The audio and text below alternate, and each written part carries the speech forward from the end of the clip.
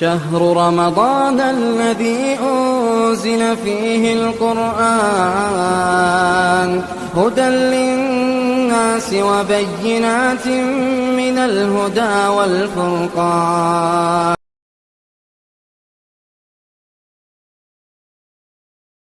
الحمد لله رب العالمين والصلاة والسلام على أشرف الأنبياء والمرسلين وعلى آله وأصحابه ومن تبعهم بإحسان إلى يوم الدين. أما بعد. محترم حضرات و خواتین،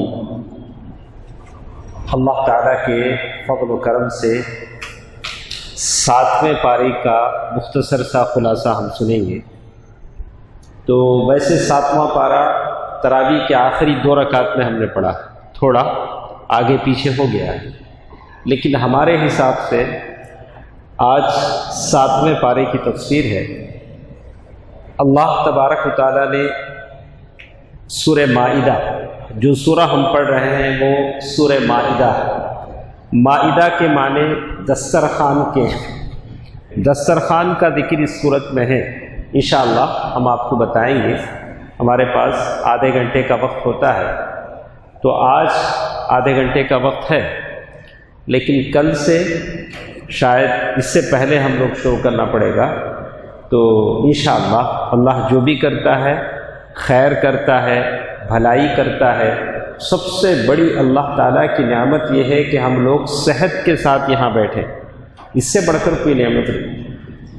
ہماری ہی طرح بہت سارے کلمہ گو مسلمان بستروں پر پڑے ہیں، آکسیجن پر پڑے ہیں، تڑپ رہے ہیں. تو اللہ نے آپ کو موقع دیا ہے، اس موقع سے ہم فائدہ اٹھائیں. چلیے آج ہمارے ساتھ سورہ مائدہ کی تفسیر ہمارے ساتھ ہے. پارہ شروع ہوتا ہے وَإِذَا سَمِعُوا مَا أُنزِلَ إِلَى الرَّسُولِ تَرَىٰ أَعْيُنَهُمْ تَفِيضُ مِنَ الدَّمْعِ. اللہ کے نبی صلی اللہ علیہ وسلم سے لوگ جو قرآن سنتے تھے، قرآن سن کر ان کے آنکھوں میں آنسو آ جاتے تھے. تَرَىٰ أَعْيُنَهُمْ تَفِيضُ مِنَ الدَّمْعِ مِمَّا عَرَفُوا مِنَ الْحَقِّ. حق کو وہ پہچانتے تھے تو آنکھوں سے رونا آ جاتا تھا. قرآن سن کر رونا آنا اسی وقت ہو سکتا ہے جب ہم قرآن کو سمجھیں. پارے میں ہم نے تراویح میں بہت ساری باتیں پڑھی، لیکن کسی کے پلے کچھ نہیں پڑا. قرات اچھی ہے، تراویح اچھی ہے، لیکن کچھ سمجھ میں نہیں آیا. تو وہ سمجھ میں آنے کے لیے ہم بیٹھے. یہ جو ہم پڑھتے ہیں اس قرآن کو سمجھنے کے لیے پڑھتے ہیں. پھر آگے اللہ تعالیٰ کہتے ہیں یا ایھا الذین آمنوا لا تحرموا طیبات ما احل اللہ لکم. اے ایمان والو، اللہ تعالیٰ نے جو چیزیں تمہارے لیے حلال کی ہیں اسے حرام مت بناؤ. بہت سارے ہیں بولتے ہیں کہ میں گائے کا گوشت نہیں کھاتا. ہاں، گائے کا گوشت اللہ نے حلال کیا، اللہ نے اسے حلال کیا، اسے اپنے اوپر کیوں حرام کر رہے؟ کوئی کہتا ہے میں مچھلی نہیں کھاتا، وہ بھی حلال ہے اسے. کوئی کہتا اللہ کے نبی صلی اللہ علیہ وسلم نے، اللہ کے نبی صلی اللہ علیہ وسلم کی بہت ساری بیویاں تھیں. کسی بیوی کے ہاں اللہ کے نبی صلی اللہ علیہ وسلم گئے تو بیوی نے آپ کو شہد دیا. اللہ کے نبی صلی اللہ علیہ وسلم نے شہد پیا. دوسری جو بیویاں تھیں ام المؤمنین عائشہ اور حفصہ، ان کو معلوم تھا کہ اللہ کے نبی صلی اللہ علیہ وسلم وہاں شہد پی کر آتے ہیں. تو دونوں نے منصوبہ بنایا، چلو ہم اللہ کے نبی صلی اللہ علیہ وسلم آئیں گے تو ایسے کہیں گے اللہ کے نبی صلی اللہ علیہ وسلم آپ کے منہ سے معافیر کی بو آتی. تو ایک بیوی نے کہا، اللہ کے نبی صلی اللہ علیہ وسلم نے سن لیا. اور ایک بیوی کے پاس گئے تو انہوں نے بھی یہی کہا. تو اللہ کے نبی صلی اللہ علیہ وسلم کو خیال آیا کہ میں نے چونکہ شہد پیا ہے، اس شہد میں وہ بو تھی، اس لیے میرے منہ سے بو آتی. تو اللہ کے نبی صلی اللہ علیہ وسلم نے کہا کہ میں شہد نہیں پیوں گا. یہ بات اللہ کو ناگوار گزری، اللہ کو پسند نہیں آئی. اللہ نے فوراً کہا یا ایھا النبی لم تحرم ما احل اللہ لک. اے نبی، جو چیز ہم نے حلال کیا ہے اسے آپ حرام کیسے کر لیتے؟ شہد حلال ہے، آپ صرف بیویوں کے کہنے پر آپ اسے حرام کیسے کر لیں؟ تو اللہ نے جو حلال کیا ہے اسے آپ اپنے اوپر حرام نہ کریں۔ تو اللہ تعالیٰ نے وہی بات کہی، وَكُلُوا مِمَّا رَزَقَكُمُ اللَّهُ حَلَالًا طَيِّبًا، جو محنت کی کمائی ہے اس سے کھاؤ، حلال کھاؤ، اس میں کوئی حرج نہیں۔ اس کے بعد ہم میں سے بہت سارے لوگ ہیں جو بار بار قسم کھاتے۔ قسم کون کھاتا؟ زیادہ قسم کون کھاتا؟ جھوٹا آدمی کھاتا، اسے اپنے بات کو یقین رہتا نہیں، وہ سامنے والے کو یقین دلانے کے لیے کیا کرتا؟ بہت قسم کھاتا۔ اللہ نے قسم کھائی ہے قرآن میں، والتین والزیتون، ہاں اللہ تعالیٰ قسم کھا سکتا ہے، اس لیے کہ ساری مخلوق اللہ کی۔ ومن اصدق من اللہ قیلا، اللہ سے زیادہ سچا کوئی نہیں۔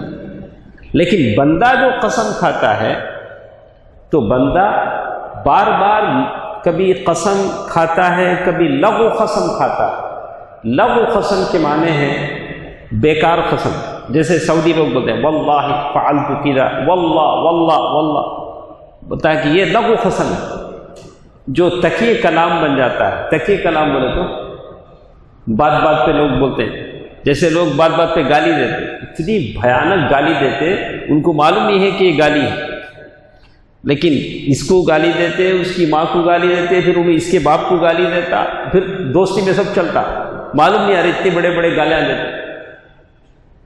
تو اللہ تعالی فرماتے ہیں یا لا یؤاخذکم اللہ باللغو فی ایمانکم، جو تم قسم کھاتے ہو، یہ بات بات کی جھوٹ موٹ کی جو قسم ہے، چپکے چپکے کی قسم، اس پر اللہ تم کو نہیں پکڑتا۔ لیکن اگر تم سختی کے ساتھ، بالکل یقین کے ساتھ اگر قسم کھاتے ہو تو اللہ تعالیٰ اس قسم پر تم کو پکڑ لے گا۔ اگر تم قسم کھائے ہو تو اسے پورا کرنا ضروری ہے، اگر پورا نہیں کرو گے تو کیا ہوگا؟ کفارہ کرنا پڑے گا، اس کا کفارہ ادا کرنا پڑے گا۔ آپ نے اپنی بیوی سے کہہ دیا محترمہ اللہ کی قسم کھا کر کہتا ہوں میں آپ کو اتنا بڑا ہار دلاؤں گا، بیوی خوش؟ اب ایسے تو نہیں ہونا کہ رات گئی بات گئی، ایسا تو نہیں ہونا چاہیے۔ تو بیوی خوش ہے کہ آپ نے قسم کھایا تو وہ قسم آپ کو پورا کرنا پڑے گا۔ آپ نے قسم کھائی کہ میں اتنی رکعت، میں اتنے روزے رکھوں گا، نظر مانی آپ نے، نظر پوری کرنی پڑے گی۔ اور آپ نے قسم کھائی کہ میں اللہ کے راستے میں اتنا خرچ کروں گا، آپ کو قسم پورا کرنا پڑے گا۔ اگر آپ قسم نہیں پورا کرتے ہیں تو اس کا کفارہ ادا کرنا پڑے گا۔ اللہ تعالیٰ نے کہا فَكَفَّارَتُهُ إِطْعَامُ 10 مساکین، 10 مسکین کو کھانا کھلانا پڑے گا، 10 غریب آدمی کو کھانا کھلانا پڑے گا اگر آپ قسم پورا نہیں کرتے۔ اسی لیے قسم کھانے میں احتیاط برتیں۔ مِنْ أَوْسَطِ مَا تُطْعِمُونَ، کیسے کھانا کھلائیں گے؟ مڈل ٹائپ کا، جو کھانا آپ گھر میں کھاتے ہیں وہ کھانا کھلائیں گے۔ اور اسی طرح او کسوتہم، یا 10 غریبوں کو ڈریس پہنائیں گے، قسم کا کفارہ ہے۔ او تحریر رقبہ، یا ایک غلام کو آزاد کریں گے۔ یہ سب اگر نہیں ہو سکتا ہے تو کم از کم 3 دن روزہ رکھیں۔ اسی لیے کبھی بھی قسم کھانے سے پہلے کتنی بار سوچو، یہ سب خیال میں رکھو۔ اگر قسم نہیں پورے کرتے ہیں تو یہ سب دینا پڑے گا، اس لیے ہمیشہ قسم کھانے سے، اسی لیے اللہ تعالیٰ نے کہا وَاحْفَظُوا أَيْمَانَكُمْ، اپنے قسموں کی حفاظت کرو۔ كَذَلِكَ يُبَيِّنُ اللَّهُ لَكُمْ آيَاتِهِ لَعَلَّكُمْ تَشْكُرُونَ۔ پھر آگے اللہ تبارک و تعالیٰ کہتے ہیں یا ایھا الذین آمنوا انما الخمر والمیسر والانصاب والازلام رجس من عمل الشیطان، اے ایمان والو بے شک شراب ایک مسلمان شراب نہیں پی سکتا۔ انما الخمر والمیسر، اور جوا والمیسر، جوا کسے بولتے ہیں؟ بغیر محنت کے جو پیسہ آپ کو ملتا ہے وہ جوا ہے، جوئے میں محنت نہیں لگتی۔ اسی طرح سسر سے شادی کے موقع پر پیسہ لینے میں بھی محنت نہیں لگتی، تو یہ بھی جوا کا پیسہ ہے، یہ جو حرام ہے۔ والمیسر والانصاب، نصب بت جو نصب کیے گئے، والازلام پانسے کے تیر۔ پہلے زمانے میں کوئی آدمی کسی سفر پر جاتا تو 3 طرح کی وہ چٹیاں ڈالتا، ایک چٹی میں لکھتا کرو، ایک چٹی میں ڈالتا نکو کرو، ایک چٹی بلینک رہتی۔ اب وہ تیر ڈالتا 3 پلیتے لکھ کے، کون سا تیر نکلتا، اچھا تمہیں اب منڈی جا سکتے، جانور لینے جا سکتے، ہاں جاتا۔ اگر نکو جاؤ بولے تو اگر وہ تیر نکلا نہیں جانا تمہیں، آج بازار نہیں جانا، نہیں جاتا۔ اگر خالی نکلا تو بار بار ڈالتے رہتا، نکلے تک ڈالتے رہتا۔ تو یہ بتایا فاجتنبوا، ایسا سب مت کرو، یہ سب کیا ہیں؟ رجس من عمل الشیطان، یہ سب شیطان کی طرف سے گندگیاں ہیں۔ فاجتنبوه لعلکم تفلحون، ایسی چیزوں سے بچ جاؤ۔ تو معلوم یہ ہوا کہ شراب، جوا، یہ بت، یہ شرک کی جو اڈے ہیں، اور یہ پانسے پلیتے، یہ سب جو چیزیں ہیں وہ شیطان کی گندگی ہیں۔ شیطان کیا چاہتا ہے؟ انما یرید الشیطان ان یوقع بینکم العداوۃ والبغضاء، شیطان ان چیزوں کے ذریعے سے تمہارے بیچ دشمنی ڈالنا چاہتا ہے، شراب کے ذریعے سے، جوے کے ذریعے سے تمہارے درمیان دشمنی ڈالنا چاہتا ہے۔ تو اللہ تبارک و تعالیٰ نے کہا کہ یہ سب کام مت کرو۔ اس کے بعد اللہ تعالیٰ نے ایک اور بات بتائی، یا ایھا الذین آمنوا لیبلونکم اللہ بشیء من الصید تنالہ ایدیکم ورماحکم لیعلم اللہ من یخافہ بالغیب۔ اللہ تبارک و تعالیٰ من یخافہ بالغیب کہا کہ اگر ایک آدمی وہ زمانے میں حالت احرام میں اگر ہو، حالت احرام میں کب رہتا ہے؟ جب حج یا عمرے کو جا رہا ہو، احرام کے کپڑے پہنے ہو، تو اسے شکار کرنا منع ہے۔ پہلے چل کے جاتے تھے جھاڑیوں میں، جنگلوں میں، تو بھوک لگتی تھی، کوئی بھی جنگلی جانور ہے، ہرن ہے، کوئی بھی ہے، اس کو مارتے تھے، کھاتے تھے۔ کہا کہ حالت احرام میں ایسا نہیں کرنا ہے۔ اگر کسی حج یا عمرے پر جانے والے محرم کے لیے کوئی شکار کرتا ہے یا شکار میں کرنے میں وہ مدد کرتا ہے تو اس کے لیے وہ جانور حرام ہے۔ کوئی دوسرا شکار کر کے اس کو کھلاتا ہے تو جائز۔ جیسے حدیث میں آتا ہے، صعب بن جثامہ ایک صحابی تھے، اللہ کے نبی صلی اللہ علیہ وسلم جاتے جاتے حالت احرام میں ان کے گھر کے پاس سے گزرے، تو ان کو لگا کہ اللہ کے نبی صلی اللہ علیہ وسلم میرے گھر مہمان بنے ہیں۔ تو وہ بڑے اچھے شکاری تھے، انہوں نے جنگل میں دوڑ کے ایک ہرن کو پکڑا، جنگلی گدھے کو پکڑا، شکار کر کے لائے، پکایا۔ بعض روایتوں میں آتا ہے کہ وہ زندہ تھا، اس کو اللہ کے نبی صلی اللہ علیہ وسلم کو ہدیہ کیا۔ اللہ کے نبی صلی اللہ علیہ وسلم بڑی محنت سے لایا ہوں، لیجیے۔ اللہ کے نبی صلی اللہ علیہ وسلم نے کہا کہ نہیں، کیا گزری نہیں، اتنا محنت کر کے جنگل میں دوڑ دھوپ کر کے جنگلی گدھے کو پکڑ کے لائے ہیں، اللہ کے نبی صلی اللہ علیہ وسلم کھائیں گے؟ اللہ کے نبی صلی اللہ علیہ وسلم کہہ رہے ہیں کہ میں نہیں کھاتا۔ بعد میں اللہ کے نبی صلی اللہ علیہ وسلم نے دیکھا کہ صعب بن جثامہ کا چہرہ بدل گیا، تو اللہ کے نبی صلی اللہ علیہ وسلم فرمایا کہ میں چونکہ حالت احرام میں ہوں، تم نے میرے لیے شکار کیا ہے، اس لیے میرے لیے جائز ہے۔ اسی کو کہتے ہیں تقویٰ۔ اللہ کے نبی صلی اللہ علیہ وسلم کہتے تھے، واللہ انی لاخشاکم للہ واتقاکم، میں نے تم سے زیادہ شادیاں کی، میں اللہ کا رسول ہوں، میں تم سے زیادہ اللہ سے ڈرنے والا ہوں۔ اللہ کے نبی صلی اللہ علیہ وسلم ہم سے زیادہ متقی تھے، ہم سے زیادہ اللہ سے ڈرنے والے تھے۔ کیا فرق پڑتا تھا؟ اللہ کے نبی صلی اللہ علیہ وسلم یہ سوچتے کہ صعب بن جثامہ نے اتنی محنت سے لایا ہے، چلو یہ بار کھا لیتے، لیکن اللہ کے نبی صلی اللہ علیہ وسلم فرمایا کہ نہیں، جائز نہیں، میں نہیں کھاتا۔ اسی کو تقویٰ کہتے ہیں۔ اس کے بعد اللہ تعالیٰ نے کہا، احل لکم صید البحر، یہ جو حج یا عمرے پر جانے والے ہیں، زمین کا شکار تو وہ لوگ نہیں کر سکتے، لیکن سمندر کا شکار ان کے لیے حلال ہے۔ سمندر میں مچھلی پکڑ سکتے ہیں، سمندر کا جو بھی شکار ہے کر سکتے ہیں، جیسے اللہ تبارک و تعالیٰ نے کہا وَطَعَامُهُ مَتَاعًا لَكُمْ وَلِلسَّيَّارَةِ، تو شیخ ابن عثیمین رحمہ اللہ فرماتے ہیں وَطَعَامُهُ مَتَاعًا لَكُمْ، تو معلوم یہ ہوتا ہے کہ سمندر میں جو کچھ ہے وہ سب آپ کے لیے حلال ہے۔ تو آپ کبھی یہ سوال نہیں کر سکتے کہ وہ سمندر میں کیا ہوتا وہ کیسے کیسے فش ہوتے ہیں، جلی فش ہے، یہ فش ہے، وہ فش ہے، جھینگا ہے، یہ حلال وہ حلال نہیں۔ اللہ تعالیٰ نے کیا کہا وَطَعَامُهُ مَتَاعًا لَكُمْ، سمندر میں جو کچھ بھی ہے وہ آپ کے لیے کیا ہے، حلال ہے۔ اب اس میں الگ الگ ڈویژن نہیں ہے، یہ حلال ہے وہ حلال ہے، وَطَعَامُهُ مَتَاعًا لَكُمْ۔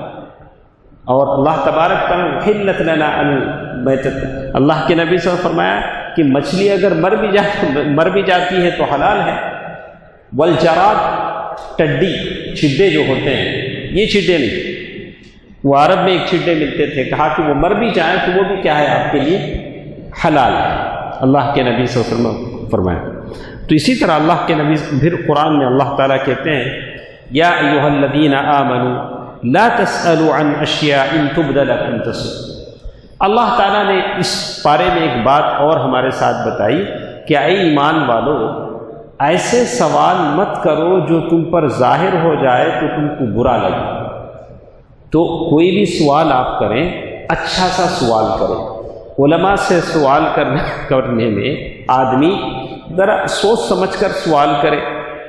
اللہ کے نبی صلی اللہ علیہ وسلم سے لوگ آتے تھے، سوال کرتے تھے، بولتے تھے کہ اے اللہ کے رسول، میرے ابا جنت میں ہیں جہنم میں ہیں۔ کیسا سوال ہے؟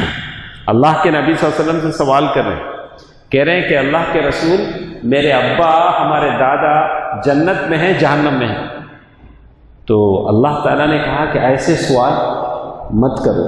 اگر چلو مان لیتے ہیں کہ اللہ تعالیٰ کہہ دے کہ اس کا باپ جہنم میں ہے، تو جواب سن کر اچھا لگے گا؟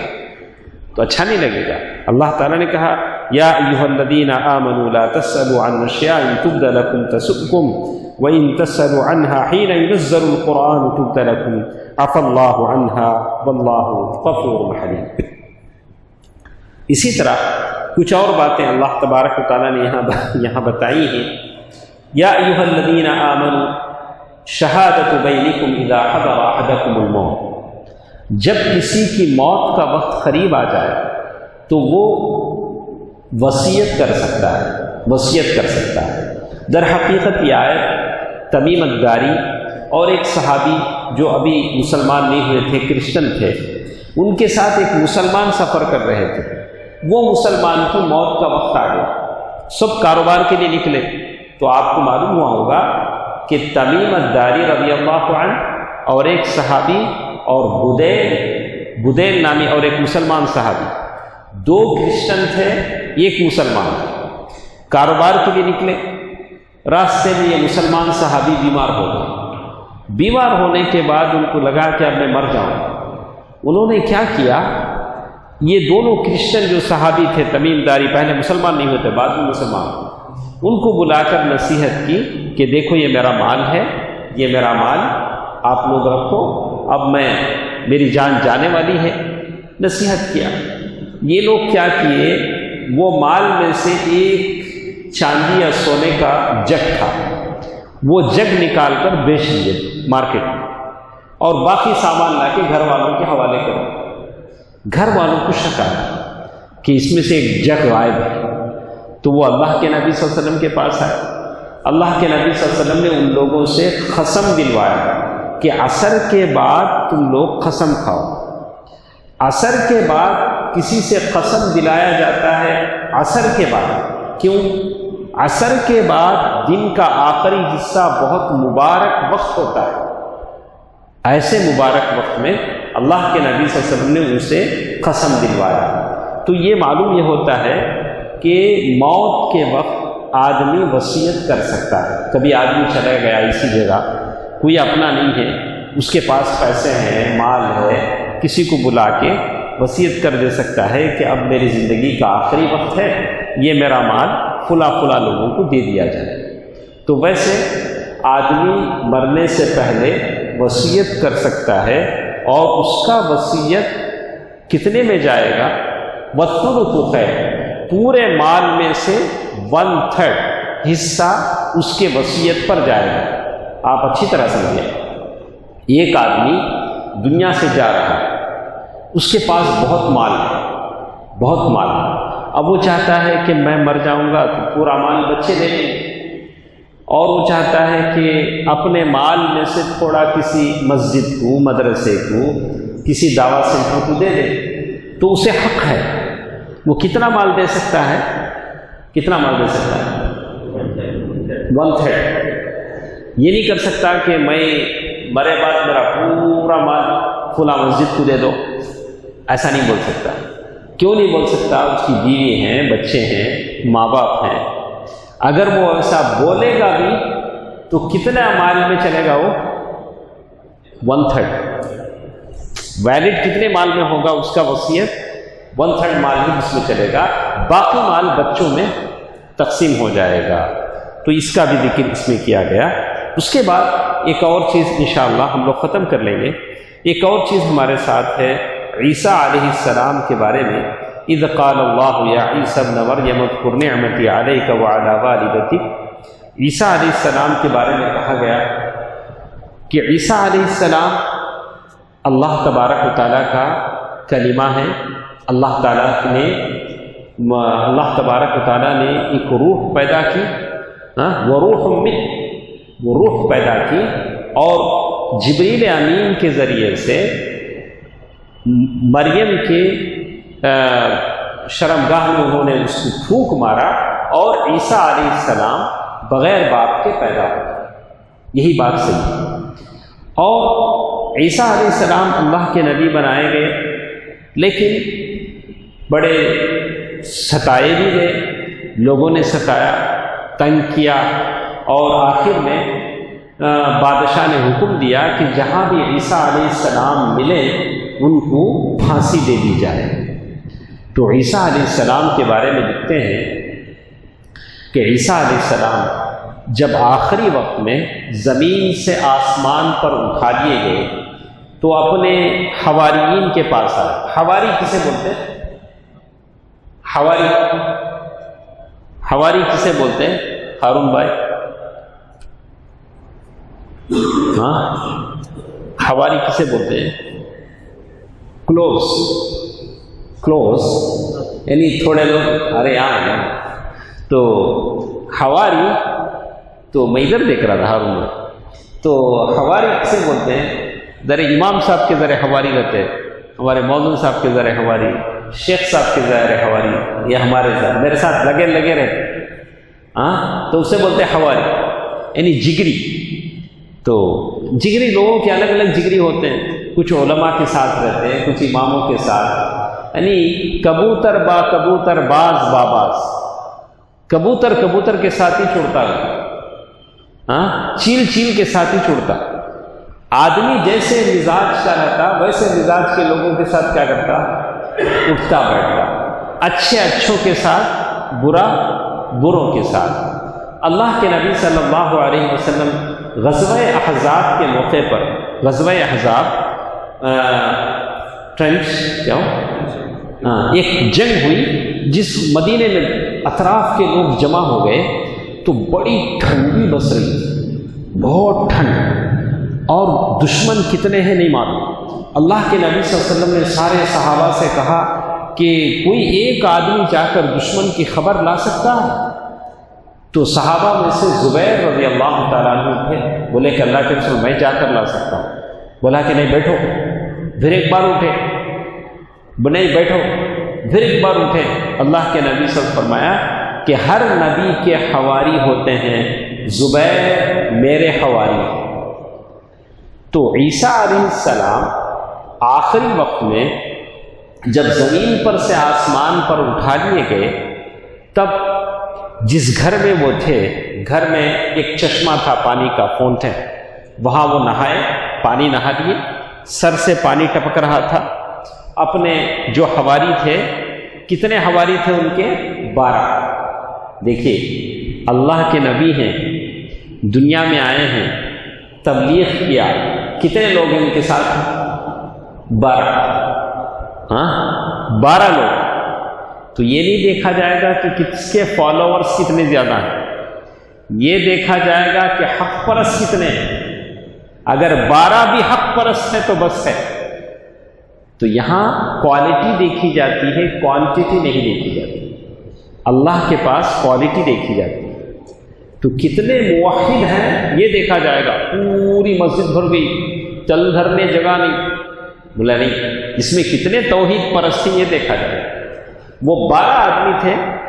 عیسیٰ علیہ السلام نے کہا کہ اے میرے حواری جگری دوست، تم میں سے کون ایسا آدمی ہے کہ اللہ میری شباہت اس پر ڈال دے، یعنی میری شکل اللہ اسے دے دے اور اسے لوگ پکڑ کے لے جائیں گے، پھانسی دے دیں گے، اللہ کے پاس میرا مرتبہ اسے ملے گا.